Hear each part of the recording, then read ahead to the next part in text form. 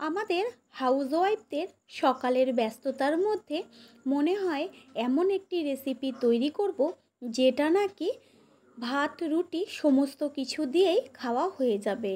আর সেরকমই একটা রেসিপি নিয়ে আপনাদের কাছে হাজির হয়ে গেছি, একদম সম্পূর্ণ নিরামিষ, খেতে কিন্তু দুর্দান্ত। নমস্কার বন্ধুরা, শ্বশুর বৌমার রান্নাঘর অ্যান্ড ব্লগ চ্যানেল সকলকে স্বাগত। তাহলে রেসিপিটি দেখে নেওয়া যাক কী করে করব। এইখানে আমি 500 গ্রাম ঝিঙে নিয়েছি, আর ঝিঙেটার থেকে খোসা ছাড়িয়ে তারপর ঝিঙেটাকে কেটে নিয়ে ফিরে আসছি। ঝিঙেগুলোকে মাঝখান থেকে কেটে, যেহেতু বড় সাইজের ঝিঙে সেই কারণে আমি 3 টুকরো করেছি। ঝিঙের সাইজটা কিন্তু খেয়াল রাখবেন, বড় করে রাখতে হবে। আর এইখানে আমি 2টো মাঝারি সাইজের আলু কেটে নিয়েছি ডুমু ডুমু করে, তারপর জল দিয়ে ধুয়ে রেখেছি। আর এদিকে গ্যাসের ওভেনে কড়াই বসিয়ে কড়াইটা আগে গরম করে নিয়ে তারপরে দিয়ে দিচ্ছি সর্ষের তেল। এই রেসিপির ক্ষেত্রে কিন্তু সর্ষের তেলটাই ভালো লাগে। আর তেল গরম হয়ে গেলে এতে ফোড়ন দিচ্ছি সাদা জিরে, তেজপাতা আর শুকনো লঙ্কা। গ্যাসের ফ্লেম লোতে রেখে 20 থেকে 25 সেকেন্ড মশলাটাকে ভেজে নেব। দিয়েছি গোটা গরম মশলা, আর তেলের থেকে সুন্দর একটা গন্ধ বেরোলে এইখানে গোটা গরম মশলার মধ্যে এলাচ, দারচিনি, লবঙ্গ আর জয়িত্রী।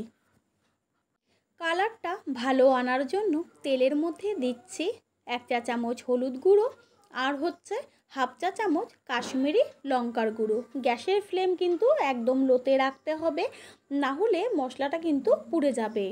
তারপরে এর মধ্যে দিয়ে দিচ্ছি চেরা কাঁচা লঙ্কা, আর তেলের মধ্যে কাঁচা লঙ্কা ফোড়ন কিন্তু দারুণ একটা ফ্লেভার আসে। এরপরে দেব ডুমু করে কেটে যে জল ঝরিয়ে রেখেছিলাম আলু, সেই আলু। আর আলুটাকে তেলের মধ্যে খুব ভালো করে ভেজে নেব, যেহেতু ঝিঙে কিন্তু তাড়াতাড়ি সিদ্ধ হয়ে যাবে আর আলু কিন্তু সিদ্ধ হতে অনেকটাই সময় লাগবে। সেই কারণে অর্ধেকের বেশি কিন্তু আলুটা আমরা ভাজাতেই সিদ্ধ করে নেব। পুরনো বন্ধুদের সব সময় পাশে থাকার জন্য অনেক অনেক ভালোবাসা। আলুগুলো কিন্তু কালার চেঞ্জ হয়ে গেছে, বোঝাই যাচ্ছে যে আলুটা অর্ধেকের বেশি ভাজা হয়ে গেছে। যখন দেখবেন আলুটা অর্ধেকের বেশি ভাজা হয়ে যাবে, ঠিক সেই পর্যায়েই দিয়ে দিচ্ছি মুগের ডাল। এইখানে আমি 1 কাপ মুগ ডাল ভালো করে জল দিয়ে ধুয়ে জল ঝরিয়ে রেখেছিলাম। আপনারা চাইলে ডালের পরিমাণটা একটু কম বেশি দিতেই পারেন, তবে এইটাতে একটু ডালের পরিমাণটা বেশি দিলেই কিন্তু টেস্ট হয়। তেলের মধ্যে গ্যাসের ফ্লেম মিডিয়াম টু লোয়ে রেখে ডালটাকে 3 থেকে 4 মিনিট ভেজে নেব বা কষিয়ে নেব। খেয়াল রাখবেন ডালটা যেন একদম লাল লাল ভাজা না হয়ে যায়। মুগের ডাল কষিয়ে নেওয়া হয়ে গেল। এবার এর মধ্যে দিয়ে দিলাম 1 চা চামচ আদার পেস্ট, দিয়ে তেলে ভালো করে আদার পেস্টটাকে মিশিয়ে নিতে হবে। দেব 1 চা চামচ জিরের গুঁড়ো আর 1 চা চামচ ধনের গুঁড়ো। জিরের গুঁড়ো ও ধনের গুঁড়ো তেলে দেওয়ার পরে যতক্ষণ পর্যন্ত কাঁচা গন্ধটা না যায় ততক্ষণ কষিয়ে নেব। যেহেতু তেলের মধ্যে আমি হলুদ দিয়েছিলাম, সেই কারণে পরে কিন্তু একটু হলুদ ব্যবহার করেছি। এখানে আমি 1/2 চামচ মতন হলুদ ব্যবহার করেছি। তারপরে নেড়ে চেড়ে মিশিয়ে নিলাম। আর মশলাটা যেন পুড়ে না যায় সেই কারণে অল্প একটু জল দিয়ে দিলাম মশলাটা কষাবার জন্য। তারপরে ভালো করে মিশিয়ে নিয়ে গ্যাসের ফ্লেমটা এই পর্যায়ে হাই রাখতে হবে মশলাটা কষানোর জন্য। দেব পরিমাণ অনুযায়ী লবণ। মশলাটা কিন্তু কষানো হয়ে গেছে, মশলার থেকে কিন্তু তেল ছাড়তে শুরু করেছে, আর মশলার যে কাঁচা গন্ধটা ছিল সেটা চলে গিয়ে সুন্দর একটা ফ্লেভার বের হচ্ছে। এই পর্যায়ে এইবার দিয়ে দেব কেটে নেওয়া ঝিঙেগুলো। তারপরে সমস্ত কিছু ভালো করে আরও একবার মিশিয়ে নিয়ে গ্যাসের ফ্লেমটা কিন্তু এই পর্যায়ে মিডিয়ামে রাখতে হবে। ঝিঙে তেলে দেওয়ার পরেই কিন্তু ঝিঙের থেকে জল ছাড়তে শুরু করবে, আর এইভাবেই ঝিঙেটাকে 3 থেকে 4 মিনিট কষিয়ে নেব।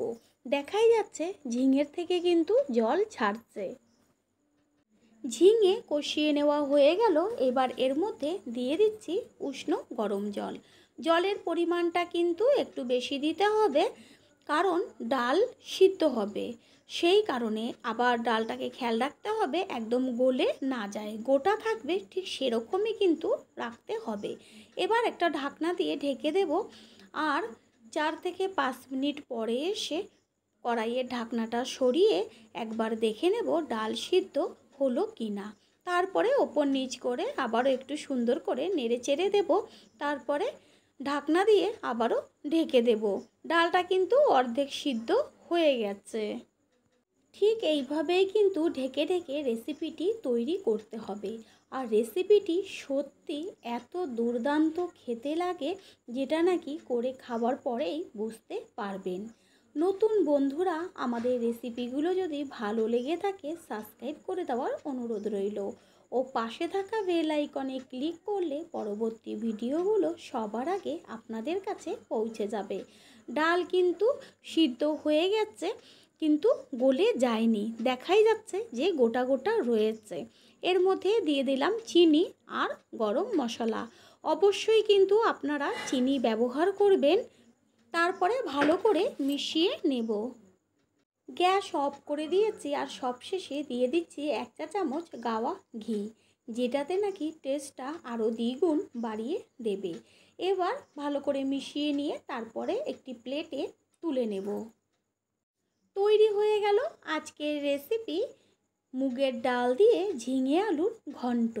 আশা করি রেসিপিটি ভালো লাগবে, আর যদি ভালো লেগে থাকে একটা লাইক, কমেন্ট, পারলে একটা অবশ্যই শেয়ার করে জানাবেন।